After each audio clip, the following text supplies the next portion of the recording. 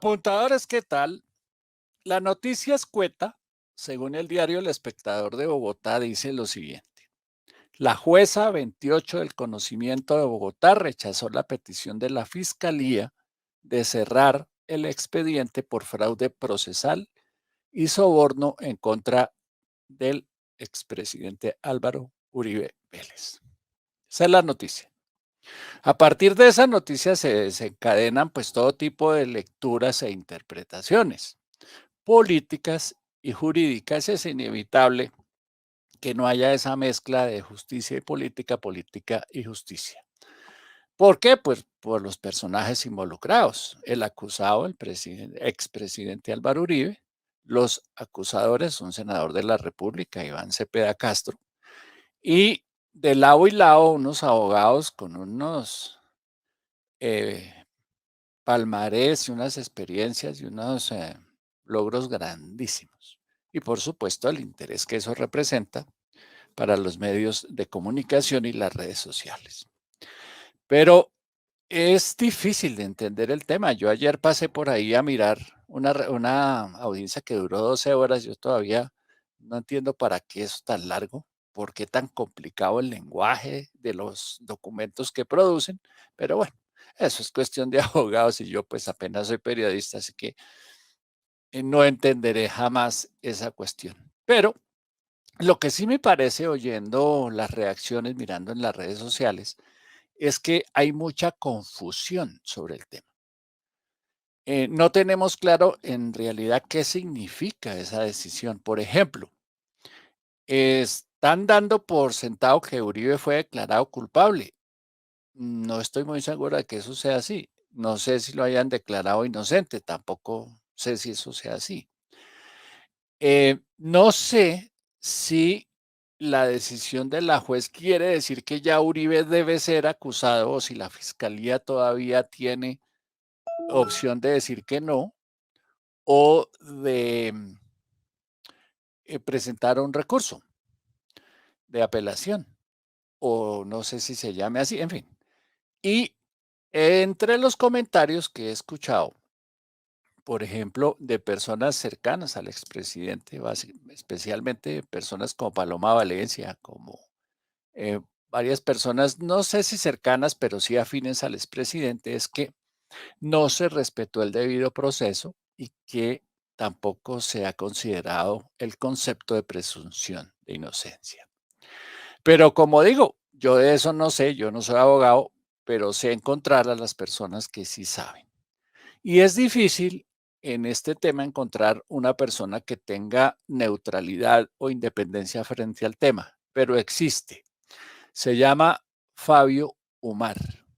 Es un abogado experto en derecho penal, profesor universitario, exfiscal de la República con experiencia en la unidad de delitos financieros, en lavado de activos y orden económica, así como en propiedad intelectual y derechos de autor. Un abogado tal vez que yo conozca que puede litigar como en 3 países distintos a Colombia, Estados Unidos, Inglaterra y tengo entendido que Canadá, ahora nos contará, y con unos reconocimientos impresionantes. Así que, pues es la persona con la que podemos hacer algo de pedagogía y un análisis neutral, independiente o un poquito más equilibrado sobre el tema. Doctor Fabio, buenos días, muchas gracias por aceptar la invitación. Ricardo, muy buenos días. ¿Cómo están ustedes? Un abrazo grande. Muchas gracias por la invitación, por supuesto. Tremendo tema, ¿no? Tremendo tema. Bueno, ¿qué fue lo que pasó ayer? ¿Uribe es culpable, inocente, sospechoso, acusado? ¿Qué pasó? No, todavía eso no se sabe. Todavía eso no se sabe.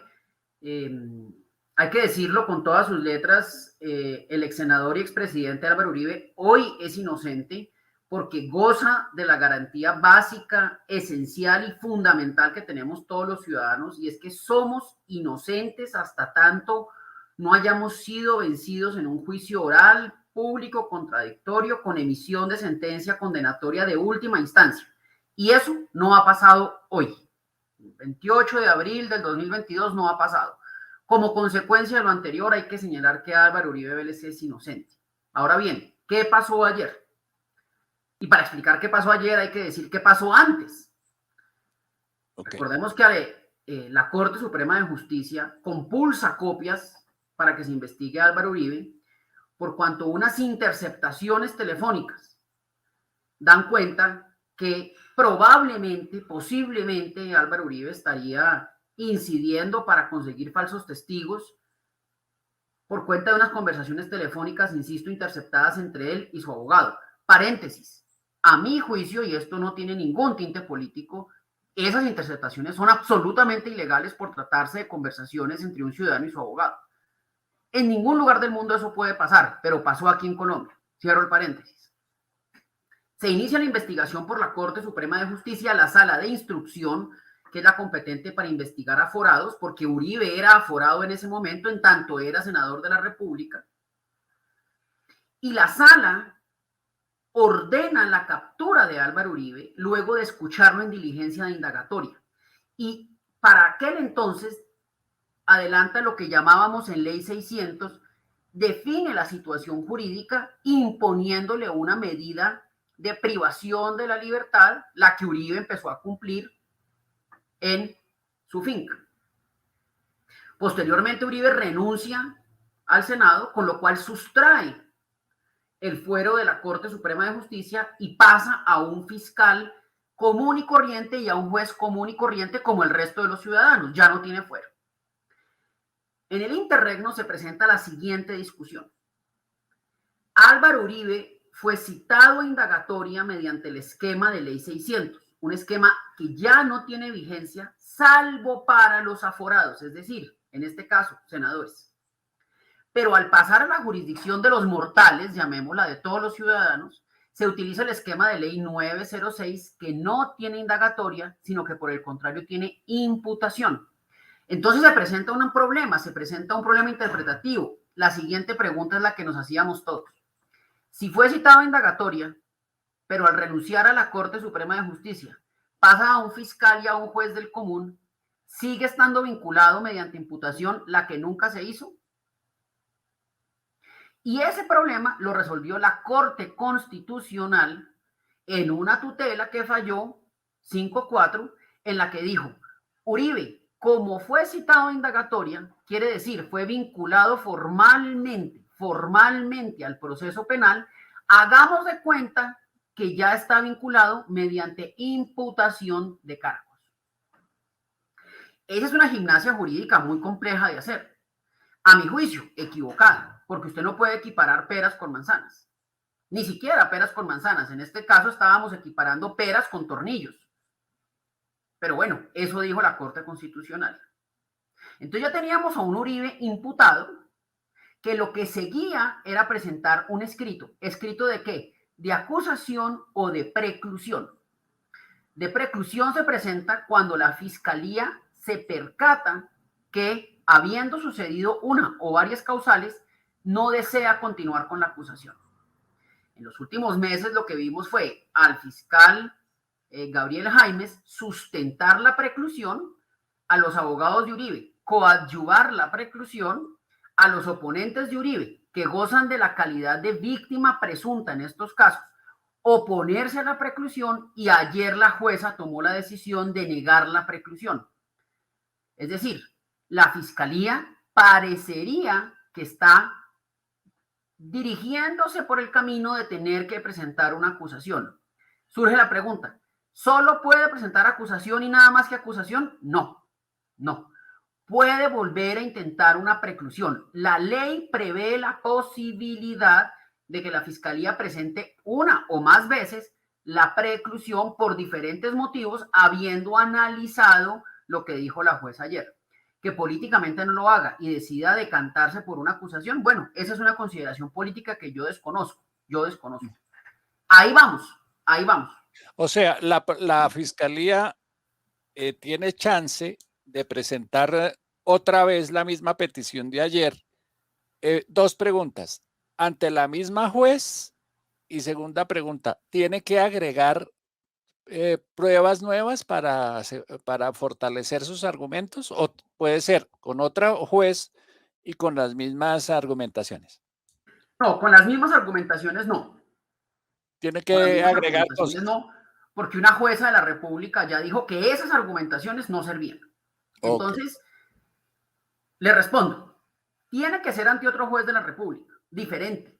¿Por qué? Porque ese juez en particular ya se declaró impedido porque ya valoró de fondo un Ok, montón de aspectos, luego él ya no es imparcial, él ya emitió una ok. opinión pública que queda vertida en un auto de negatoria de preclusión, entonces ese juez, esa juez, muy buena juez, por cierto, muy buena juez, muy estructurada, ya no podría seguir conociendo del eventual juicio y acusación en contra de Álvaro Uribe. Entonces la juez dice, yo hasta aquí llego, pase el siguiente juez en turno. Ahora Si la es, fiscalía, si la perdón, fiscalía decidiera volver a precluir, iría donde otro juez con nuevos y distintos argumentos, que por ejemplo pueden ser nuevas pruebas. ¿el juez de la misma categoría o juez superior a la juez 28? No, de la misma categoría. De la misma categoría. Ok, ¿y eso lo puede hacer en cuantas veces se le ocurra? Pues sí, teóricamente sí. Teóricamente sí. Digamos, en la práctica, ¿qué ve uno, Ricardo? Que lo intentan un par de veces. ¿Eso es habitual en Sí, sí, es habitual. No, una no digamos práctica muy habitual? habitual. A ver, hay que decirlo y hay que decirlo con todas sus letras. No es muy habitual que la fiscalía pida la preclusión después de haber acusado, después de haber Pero es que aquí imputado. no acusó la fiscalía, sino la corte. Exacto. Esa es la pepa del asunto. Que la Corte Constitucional dijo que en este estado procesal es como si la fiscalía hubiera imputado, pero la fiscalía nunca imputó. La que imputó, que no imputó, sino que llamó a indagatoria, fue la Sala de Instrucción de la Corte Suprema de Justicia. Ahí Entonces, hay otra discusión en la que está participando, bueno, no van a mencionar personajes, pero hay una discusión entre tuiteros famosos de si hoy Álvaro Uribe es imputado o no es imputado. Ahora, ¿qué significa ser imputado? Para quienes no sabemos de eso. no, tiene implicaciones muy significativas. Tiene implicaciones muy significativas. Una persona, usted, yo, que no somos imputados, somos ciudadanos. Ujú. Punto. Cuando adquirimos la calidad de imputado, se nos activan inmediatamente unos derechos, unas garantías y unos deberes porque empezamos a ser parte dentro de un proceso penal. ¿Cuáles garantías? La de tener un abogado, por ejemplo. La de ser presunto inocente. La de conocer de qué se me acusa. La de poder defenderme de las acusaciones. O sea, ahí hay un sinnúmero de, digamos, activaciones de dispositivos legales en favor de la persona que adquiere la calidad de imputado.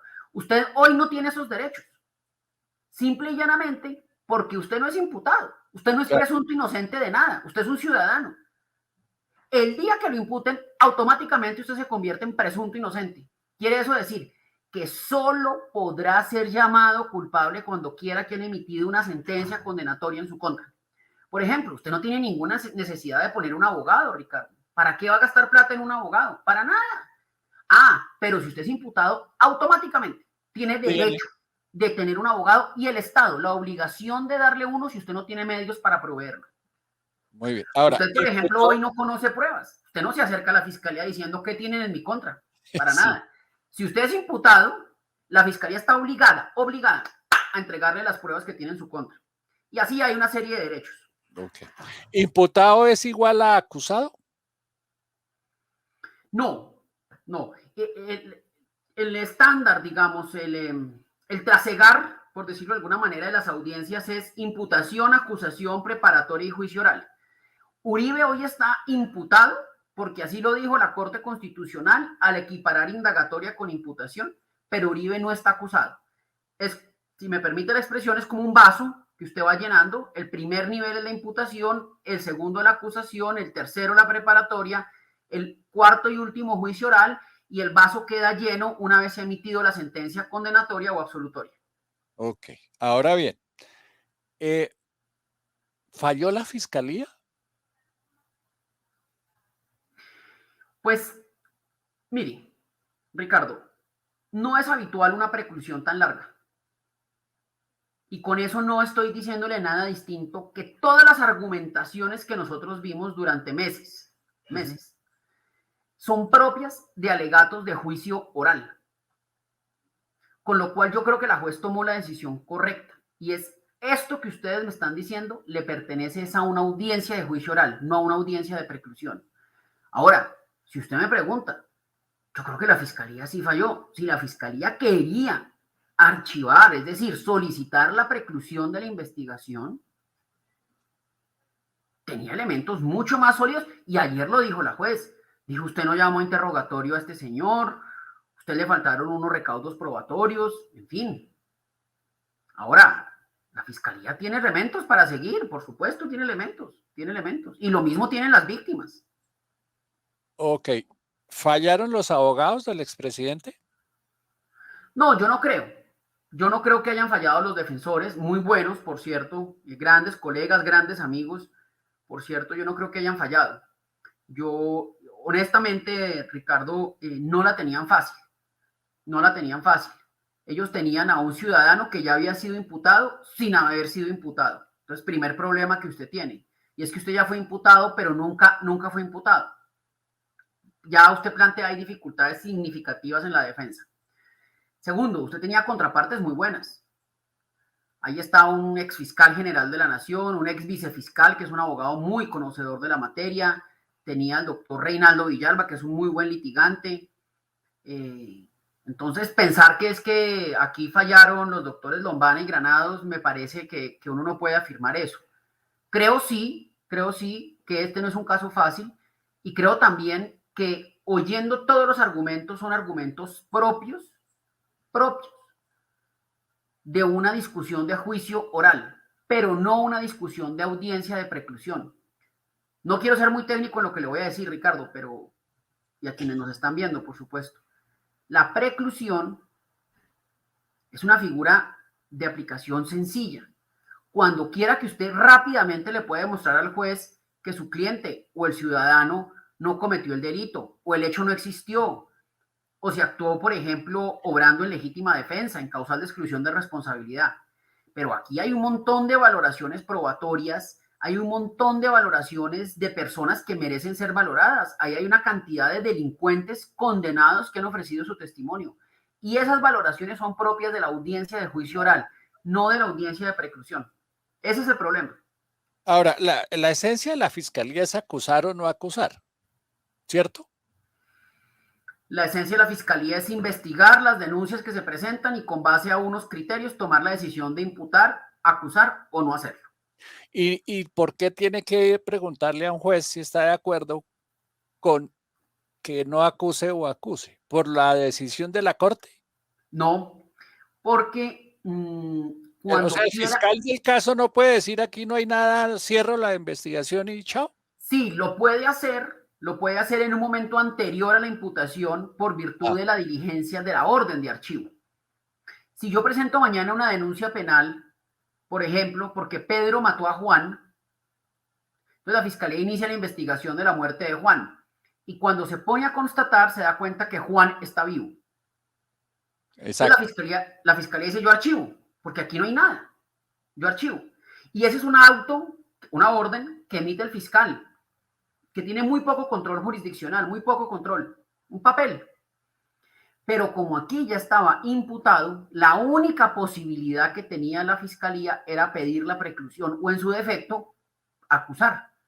Que parece ser, por lo que han dicho los medios de comunicación, parece ser, no es que tenga información privilegiada, es lo que va a hacer la fiscalía en este momento. La fiscalía ya no va a insistir en la preclusión, pudiendo hacerlo, y va a jugársela por una acusación en los próximos días. Ya veremos. Tendrá que radicar un escrito de acusación que será repartido a un juez distinto de la jueza 28 y juez que citará para audiencia de acusación en las próximas semanas o meses y se adelantará a la acusación. Pero, Paparia, y usted está dando noticia. O sea, la fiscalía acepta lo que dijo la juez y va a acusar a Álvaro Uribe. Pues Va, sí, va a ir al siguiente paso, lo va a convertir en acusado. pareciera que eso es lo que va a pasar, porque fíjese Okay. que ayer la fiscalía podía haber apelado la decisión Y no lo hizo. y no lo hizo. con lo cual reconoce tácitamente que está de acuerdo con la decisión de la juez. Okay. Con lo cual quiere decir que todo parece indicar, y estoy aquí utilizando mi bola de cristal, que la fiscalía se la va a decantar por presentar una acusación. ¿Que está obligada a presentar una acusación? No, no está obligada. Puede volver a presentar una nueva preclusión. Sí, señor, lo puede hacer. Ahora, pero el solo hecho de que no haya apelado, a mí me parece indicativo de que la fiscalía quiere acusar. O que está políticamente comprometida ya a esta altura con la acusación porque entiende que intentar una nueva preclusión y eventualmente volver a perder significaría un desgaste tremendo para la justicia. ¿La fiscalía puede cambiar al fiscal del caso, al señor Jaimes? Por supuesto, por supuesto. Ok, Cristian F. hace una pregunta que me parece que es interesante porque nos sirve para los dos casos. Cristian pregunta, ¿ese proceso puede precluir por vencimiento de términos? ¿Hay plazo para acusar o para pedir otra preclusión? ¿O eso se puede ir ahí, echar por el camino largo? Me voy por el camino largo. A ver, el vencimiento de términos es una figura propia de cuando las personas están privadas de la libertad y obtienen su libertad por vencimiento de términos. Eso no aplica en este momento porque Álvaro Uribe está libre.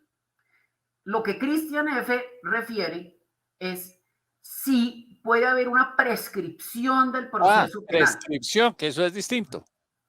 Quiere decir que el paso del tiempo hace que el Estado pierda la potestad punitiva porque se ha gastado el tiempo que la ley le prevé o le otorga para lograr una sentencia condenatoria.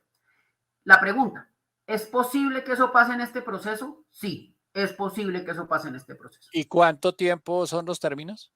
Pues es que como la Corte Constitucional armó semejante batiburrillo en este momento, al decir que la indagatoria era lo mismo que la imputación, la misma Corte Constitucional fijó los términos para el inicio de la prescripción, que son cuáles.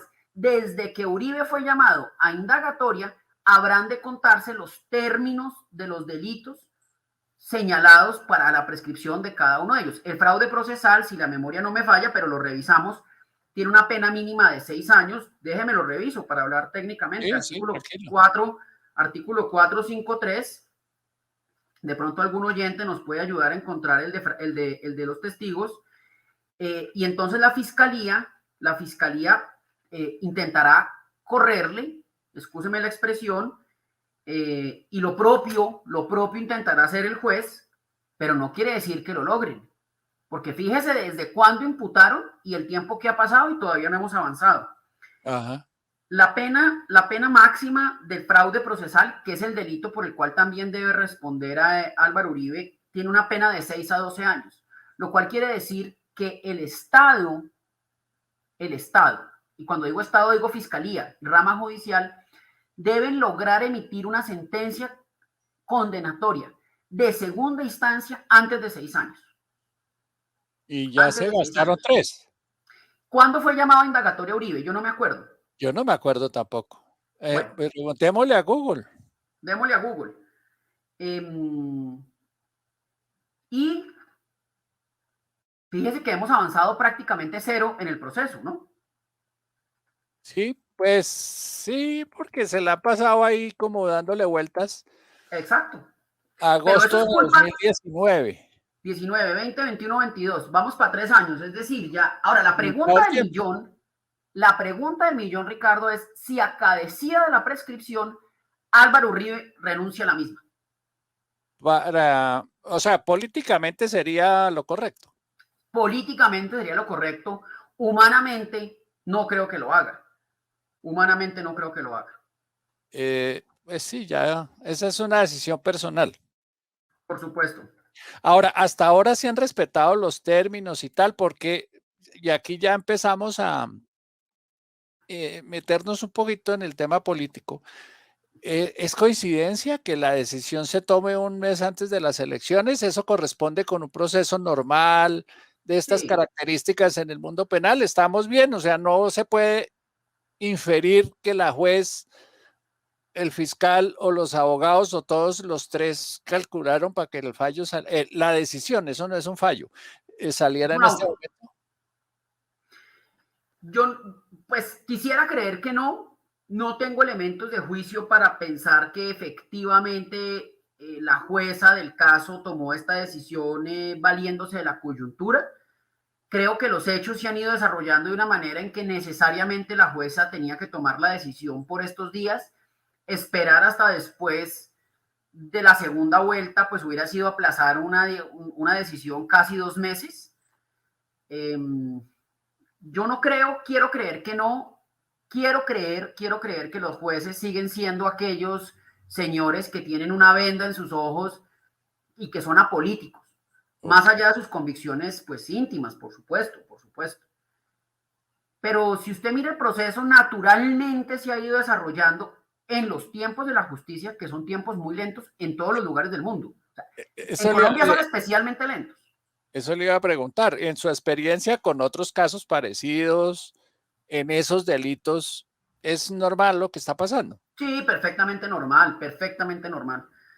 Aquí la única excepción grande que hay, digamos, la única cosa que uno debería, la única situación que uno debería resaltar como novedosísima es la sentencia de la Corte De la corte. Constitucional en la que dice que la imputación y la indagatoria son lo mismo. Esa es, sí, una novedad de este proceso. La interpretación de la Corte Constitucional. Sí, la 5.4 en la que dicen que Álvaro Uribe adquiere la calidad de imputado por haber sido llamado a indagatoria en otro momento. Eso Yo, normalmente no es así.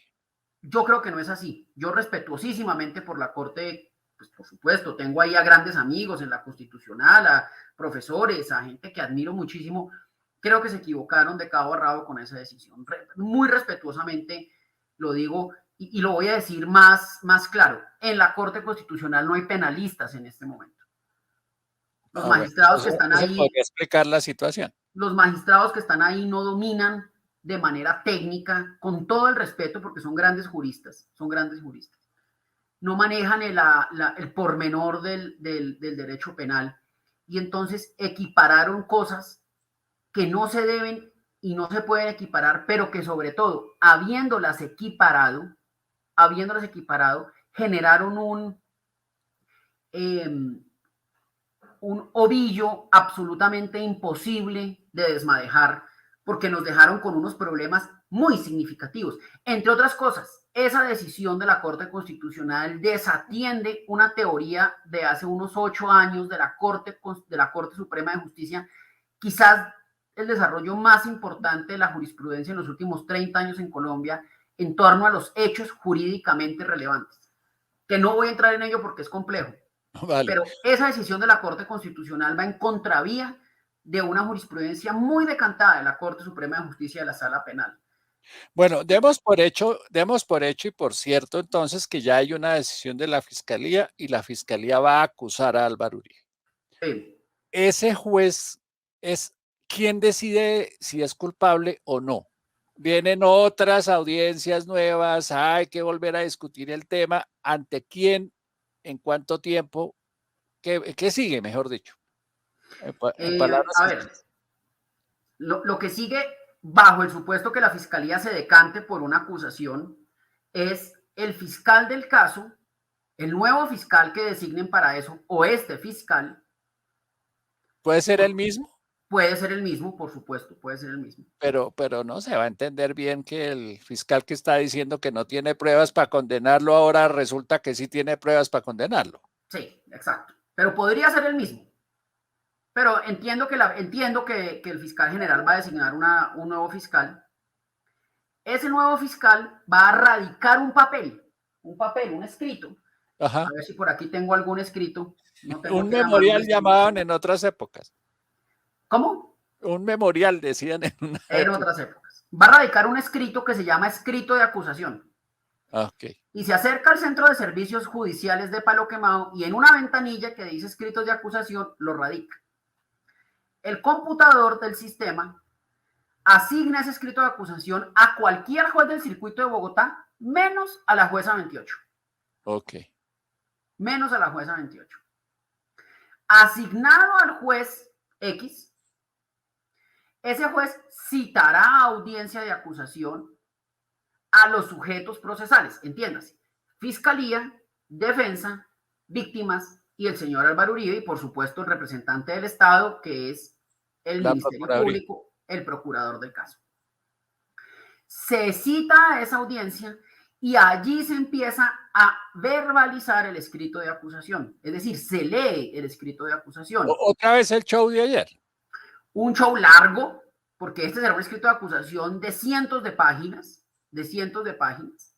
porque aquí ya la fiscalía, a diferencia de lo que pasó en que quería que no se persiguiera penalmente a Álvaro Uribe, ahora la fiscalía buscará que lo condenen, con lo cual eleva una pretensión punitiva en contra de un ciudadano que se llama Álvaro Uribe Vélez.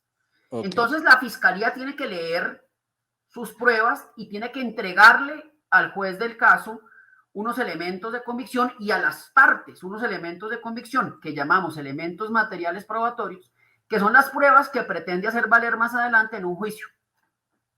Ah, todavía ahí no es el juicio. Es la acusación. Ahí no es el juicio. Falta mucho para el juicio. Ok, y ahí con esas pruebas, ¿la defensa puede tratar de desestimarlas o no? Es el trabajo de la fiscal, de la defensa. Okay. Es el trabajo de la defensa, es desestimar las pruebas. Y si le entiendo bien, entonces ese juez va a decidir si llama o no a juicio a Álvaro Uribe. No. O no, ya, porque es que ya está llamado a juicio. O ya decide si es culpable o inocente. Ya decide si es culpable o inocente. En un juicio, en una audiencia de juicio que tomará los meses que usted se imagine. Si nada más la audiencia de preclusión, sin oír a los testigos, sin examinar las pruebas documentales, tomó lo que tomó, imagínese lo que es una audiencia de juicio oral, en este caso, con un número significativo de víctimas, con un número significativo de defensores, con un número significativo de sujetos procesales, citar decenas de testigos, de testimonios. Por eso es que yo le digo, este caso prescribió. Que Álvaro Uribe renuncie o no a la prescripción, ya lo veremos. Esa será otra historia. Esa será otra historia. Dice Efraín Inestrosa, ¿qué pasaría si la defensa de víctimas tacha al fiscal Jaimes por haber soltado la preclusión considerando que no les ofrece garantías? Bueno, creo que no va a haber necesidad de eso. Pues podrían intentarlo si el fiscal Jaime se mantuviera, pero yo no creo que la Fiscalía General dé ese papayazo. Yo creo que, a ver, empecemos pues por las filtraciones no. Empecemos por el principio, Ricardo. ¿Por qué el fiscal Jaime se está llevando este proceso? Naturalmente, este proceso no le corresponde a un fiscal delegado ante la Corte, le corresponde a un fiscal seccional. El problema es que atendiendo la dificultad, la complejidad y la trascendencia del caso, el fiscal general puede coger el proceso de un fiscal cualquiera y reasignárselo al fiscal que él considere, por diferentes circunstancias. Por ejemplo, por la complejidad de la investigación. Por ejemplo, por el riesgo que corre un fiscal de llevar la investigación en un territorio distinto. Por ejemplo, investigar paramilitarismo en Urabá es mucho más difícil que investigarlo desde Bogotá. Cosas de ese estilo. En este caso, atendiendo la importancia del ciudadano, atendiendo la trascendencia mediática, una serie de circunstancias, el fiscal general decide que sea el segundo fiscal más importante de la entidad, el delegado ante la Corte Suprema de Justicia, el coordinador de fiscales. O sea, era un goleador. Claro, eres el 10 de la fiscalía. Es el fiscal más importante después del fiscal general, aún por encima de la vicefiscal, Sí, él es el segundo al mando desde el punto de vista estratégico de la entidad. Ah, caramba. O sea, reemplazarlo va a ser difícil. Muy difícil, y tiene que reemplazarlo por un fiscal de igual jerarquía, porque ahora no puede mandar eso donde un fiscal seccional, tiene que mandarlo donde un fiscal delegado ante la Corte, que serán uno de los fiscales que sigan en turno. ¿O él mismo podría hacerlo, el señor Barbosa, no? Pues podría, no creo que lo haga porque Barbosa no tiene experiencia en el litigio penal. Para una audiencia de esta se requiere mucho kilometraje penal. Ok. A Dice Fabiola. las audiencias son como los pilotos de los aviones, como los pilotos de los aviones. Eso se mide en número de horas voladas. Y Barbosa está en avioneta todavía. Bueno, esta ya es una opinión. Parece que la fiscalía está mostrando su absoluta falta de respeto por la justicia. Todo el tiempo ha tenido y ahora sale con que podría tener mérito probatorio suficiente para acusar. Eso se puede leer así, Sí, pues, sí, sí. pero es una opinión. Es una opinión válida, por supuesto. Eh, también creo, y no tengo posturas partidistas en lo que voy a decir, que parte del enredo que nosotros tenemos es por cuenta de la decisión de la Corte Constitucional. O sea, que no se nos olvide ni ahora ni nunca que este enredo Empezó en no la corte. es exclusivo de la Fiscalía, ni de los defensores, ni de las víctimas, mucho menos de la señora juez 28. Este enredo todos han puesto su cuota de participación, pero quien dio el pistoletazo de salida para este batiburrillo fue la Corte Constitucional. No la Suprema ni siquiera. No la Suprema ni siquiera. Ni Ok. siquiera. Yo siempre estuve en contra, por supuesto que estuve en contra, por defensor como soy, por mi convicción, por mi vocación de ser defensor, estuve en contra de la decisión de la Corte Suprema de Justicia de haber ordenado la privación de Álvaro Uribe. Pero es una convicción mía como defensor. Las personas tienen que defenderse en libertad. Las Libertad. personas tienen que gozar de la libertad hasta el último de los momentos porque se presumen inocentes hasta el último de los instantes. Esa mala práctica colombiana, latinoamericana, de andar metiendo gente presa durante el proceso es terrible, es perniciosa. Son tres las causales para imponer una medida de aseguramiento: el peligro para la víctima, el peligro para la sociedad, el riesgo de fuga. Genéricamente, son más, pero genéricamente. Dígame cuál peligro de fuga Álvaro Uribe, si es un señor el más reconocido de este país con 200 escoltas, ¿a dónde se va Sí, a fugar? lo fácil que le debe quedar fugarse. Lo fácil que le debe quedar fugarse. Peligro para las víctimas. Pues cuáles, si ya todas las pruebas fueron recaudadas. Ok. Pregunta, que pensando bien lo que dice Fabiola, puede uno preguntarse, listo, el fiscal general decide hacerle caso a la juez 28 y llama a un fiscal igual al señor Jaimes y le dice, hagámosle caso a la juez, acuse. Ese fiscal tiene que estudiar el caso. Sí. Y el tipo llega y dice, fue pucha, yo no veo pruebas para acusar a Álvaro Uribe. ¿Y ahora qué hago? ¿Y qué hace? Puede Puede volver a decidir, presentar una preclusión. puede decidir en su autonomía, decir, hombre, qué pena, pero yo no encontré con qué. Puede decirlo con argumentos distintos a los que esgrimió Gabriel Jaimes en la solicitud de preclusión. Lo que no puede hacer ni Jaimes ni ningún otro fiscal es repetir los que ya le negaron. Ok, Pero puede, por supuesto que puede. bueno, y entonces a partir de ahora a esperar. Decisiones. Primera, la fiscalía acusa o no acusa, parece que sí. Parece que sí. ¿Quién es el nuevo fiscal? El sorteo es el que usted nos relató y ya verá el juez o la juez para cuándo cita audiencia. Estamos a 3 o 4 meses de conocer el escrito de acusación, estamos a 4 o 5 meses de citar audiencia de acusación, un poco más de pronto, atendiendo pues que el calendario judicial sufre ahorita unas modificaciones por cuenta de las elecciones. Usted sabe, Ricardo, que los jueces son escrutadores, entonces suspenden agenda por unas semanas, pero digamos, antes de finalizar el año, nosotros ya deberíamos conocer la audiencia de acusación de Álvaro Uribe. Ok, bueno, pues esa era la idea, ¿no? Que entendamos un poquito, no un poquito, no, un mucho, qué es lo que está pasando, porque es un caso importante y porque más vale entenderlo y la justicia verá qué decide. Doctor Fabio, muchas gracias. Un abrazo grande, mil gracias por la invitación. Espero haber aportado un gramo de claridad en semejante enredo que no es fácil. Yo reconozco que incluso entre los mismos penalistas los debates son álgidos en torno a lo que sigue. Hay quienes piensan que está obligada a acusar, hay quienes piensan que está facultada para acusar. Nada Sí, fácil. habrá que estar atentos a lo Ese es que el problema de diga. tener sistemas judiciales tan biches, tan poco Ah, maduros y con tantas instituciones, ¿no? Fíjese todas las instituciones que han entrado en juego aquí, la Corte Suprema de Justicia, la Sala de Instrucción, la Casación, la Corte Constitucional, un juez, la Fiscalía, la Procuraduría. Es un sistema tremendamente enredado. Alguien dirá muy rico en instituciones. Yo digo, esa riqueza se traduce a veces en enredo, pero es lo que tenemos. Un abrazo grande, Ricardo. Una última pregunta. 12 horas se gastó ayer la señora y sus muchachos, sus asesores, leyendo esa vaina. ¿Eso tiene que ser tan largo?